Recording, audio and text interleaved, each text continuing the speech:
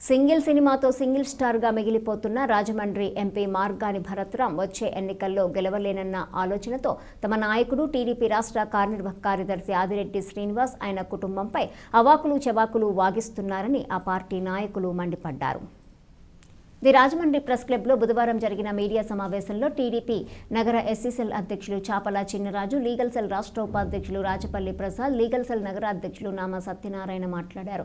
ఇటీవల వైకాపా నాయకులు నక్క శ్రీ నగేష్, చిట్టూరి ప్రవీణ్ చౌదరి తమ నాయకులు ఆదిరెడ్డి శ్రీనివాస్ వారి కుటుంబంపై చేసిన వ్యాఖ్యలను ఖండించారు. జగన్ అధికారంలోకి వచ్చినప్పటి నుంచి దళితులపై దమనకాండ ప్రకటించారని, ఈ రాష్ట్రంలో జగన్ పాలనలో బతకాలంటేనే చాలా ఆందోళనగా ఉందన్నారు. ఎస్సీలకు సంబంధించిన అన్ని పథకాలను, సంక్షేమ కార్యక్రమాలను నిర్వీర్యం చేశారని మండిపడ్డారు. ఎస్సీ కార్పొరేషన్ ఉన్నా అది నామమాత్రానికేనని, ₹1 నిధులు కూడా మంజూరు చేయటం లేదన్నారు. పదవుల కోసం ఆశిస్తున్న నక్కా శ్రీ నగేష్, ప్రవీణ్ చౌదరిలు మెహర్బానీ కోసం ఎంపీ భరత్రాం మెప్పు కోసం తహతహలాడుతూ ఇటువంటి కబుర్లు చెబుతున్నారని విరుచుకుపడ్డారు. రాజమహేంద్రవరం నగరంలో 40 ఏళ్ల క్రితమే తెలుగుదేశం అభివృద్ధికి పునాదులు వేసిందని, నాటి ఆనవాళ్లు నేటికి చెక్కు చెదరకుండా అలాగే ఉన్నాయన్నారు.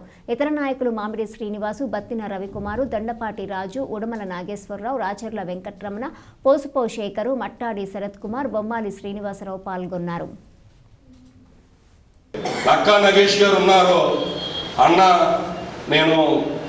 నాకు ఒక గత 27 సంవత్సరాల నుంచి అన్నతో పరిచయం ఉంది రాజకీయంగా. ఆయన చాలా చమత్కారి, మాటల మాంత్రికుడు.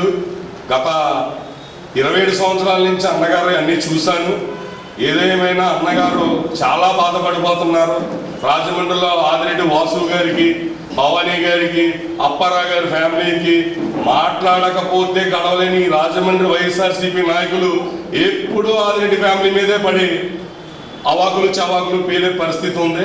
నగేష్ అన్న, నీకు ఒకటి చెప్తున్నాను, నువ్వు ఏ రోజైనా నువ్వు ఒక దళిత నాయకుడిగా ఉండి ఈ రోజునే నువ్వు దళితుల పక్షాన మాట్లాడిన పాపాన ఏదన్నా ఉందా?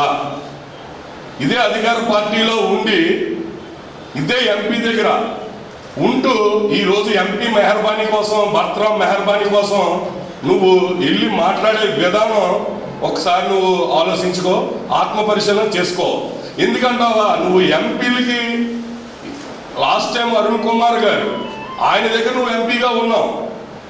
మరి అప్పుడు జరగలేని అభివృద్ధి ఇప్పుడు భరత్రాం గారు చేస్తున్నారని నువ్వు చెప్తున్నావంటే ఉండవల్లి అరుణ్ కుమార్ గారి దగ్గర ఉండి నువ్వు ఏం చేస్తావు ఆ రోజు? అంటే నీ సలహాలో ఉండవల్లి అరుణ్ కుమార్ గారు పరిగణలోకి తీసుకోలేదా? లేకపోతే నువ్వు ఇప్పుడున్న భరత్రాం గారిని నువ్వు సలహాలు ఇచ్చి రాజమండ్రిలో నడిపిస్తున్నావా? అభివృద్ధి అభివృద్ధి అభివృద్ధి అంటున్నారు ఈ వైఎస్ఆర్సీపీ నాయకులందరూ. రాజమండ్రికి ఏదైతే అభివృద్ధి మూలాలు మొదలుపెట్టింది తెలుగుదేశం ప్రభుత్వం, నారా చంద్రబాబు నాయుడు గారు ఏదైతే మీరు చూపించారు, తెలుగుదేశం గవర్నమెంట్లో ఇది జరిగింది, ఆదిరెడ్డిలో ఏది చేయలేదు అని అంటే, మరి మీరు కాంగ్రెస్ పార్టీలో మీరున్నారో అప్పుడు మీతో పాటు నేను ఉన్నాను. మీరున్న వార్డులో మీరు కనీసం కార్పొరేటర్గా మీ క్యాండిడేట్ని అప్పుడున్న కాంగ్రెస్ పార్టీ క్యాండిడేట్ని ఏమన్నా కార్పొరేటర్ చేసుకోగలిగారా నక్కా నగేష్ గారు? శాసనసభలో మాట్లాడారు, ఆవిడ కూడా గతంలో మాట్లాడారు కదండి. ఆవిడ కూడా శాసనసభలో ఈ విషయాలు చర్చించడం జరిగింది.